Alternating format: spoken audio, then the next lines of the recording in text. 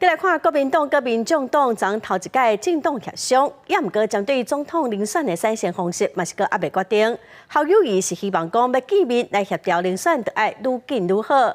郭文德嘛强调讲合作就爱公平公开，民众才会支持。民进党的赖清德是批评讲，南北拢毋是咱台湾的主流民意，目前的做法就亲像是联合次要的敌人来打击主要的敌人。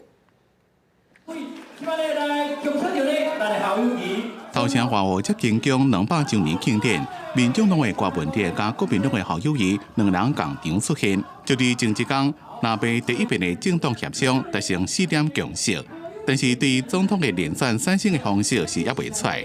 外界也真关心郭文德、朱立伦、侯友宜三个人当时见面。3个人要见面，希望能够越快越好。因为我们所有的支持者都非常的焦虑，到底蓝白合作最后的结果是怎么样？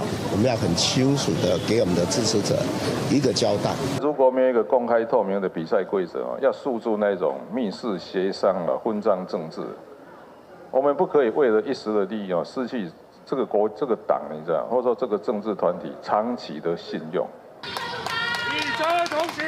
郭文德重申，合作就要公开公平，而且这次也举办甲铁共行3部曲的记者会，宣布将会开始1个月的宽台。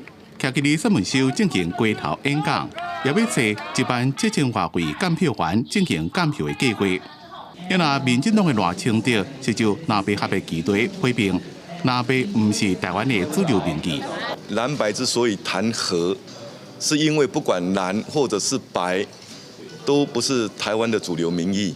昨天他们所谓的共识啊，我大概只有一句话，就是空，对我后续的竞选活动不会有任何的影响。赖清德表示，南北合颠倒敢若亲像是联合主要敌人打击主要敌人，要求民众党的无分区名单传出个人的力量，中国一个配偶饲孙的代志进行批评。郭文德有责任爱面对社会大众的质疑，对外说明。记者综合报道。